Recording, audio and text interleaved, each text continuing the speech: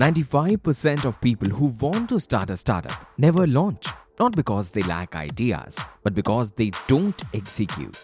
And that's the real difference between you and successful founders. So what's actually stopping you from doing something real in the next 30 days? Because over the next 30 days, you're going to go from zero to launching your own startup. Something people can use, maybe even pay for. So instead of guessing what might work, we'll follow a simple system to test what actually does.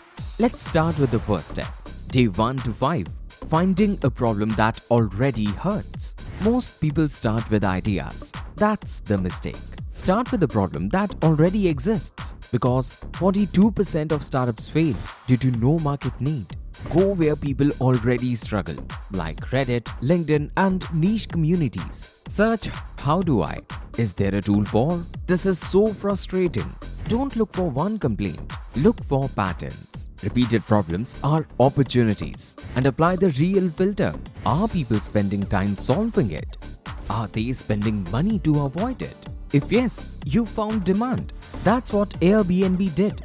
During events, hotels became expensive and unavailable. People needed alternatives. Airbnb didn't create demand, they captured it.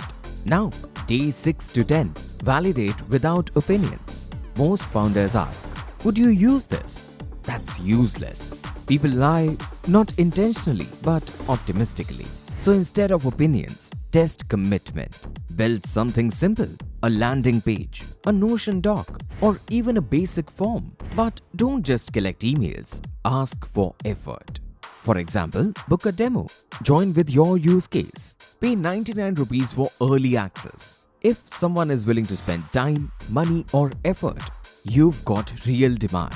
That's exactly what Dropbox did. No product, just demo video, and 75,000 plus people signed up because the problem was real. Day 11 to 18. Build a one outcome MVP. This is where most people mess up. They try to build everything at once. Instead, focus on one outcome. Ask yourself, what exactly does the user want to achieve? Not a full app, not multiple features, just one clear result. For example, instead of building a fitness app, help someone lose 1 kg in 7 days. Instead of building an AI tool, help someone build 5 ready-to-post LinkedIn posts. You don't need tech yet. You can deliver this manually. If people come back, you're solving something real.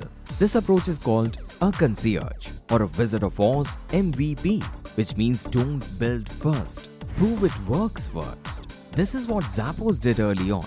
They listed shoes online and fulfilled orders manually just to prove people would pay. In fact, startups that scale too soon are 3 times more likely to fail. So build just enough to prove it works. Day 19 to 24.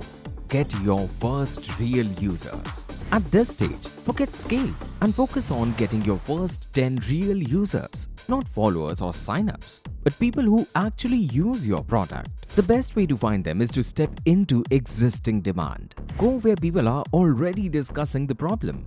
LinkedIn comments, Reddit threads, Slack or Discord groups. Start by adding value, answering questions, sharing insights, and building trust. Then naturally say, I'm building something around this. Want to try it? This is exactly how early founders grow. In fact, Stripe got its first users by directly reaching out to developers and integrating for them manually. No ads, no fancy launch, just solving real problems for real people. Day 25 to 30. Track what actually matters. Most people focus on growth. Smart founders focus on behavior. Ask, are users coming back without reminders? Are they using it naturally? Do they miss it when it's not there?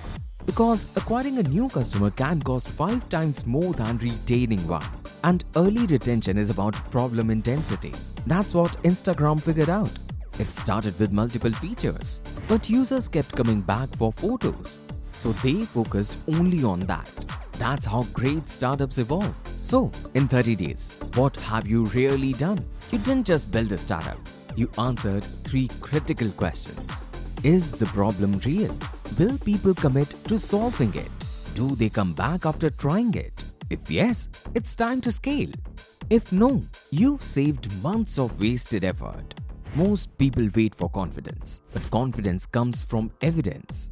So, don't aim for perfect. Build something real enough to test, because that's where clarity begins. If you want structured feedback, direction, or even funding, check out Exit Fund. And if this helped, subscribe, because here we don't just talk startups, we show how they actually work.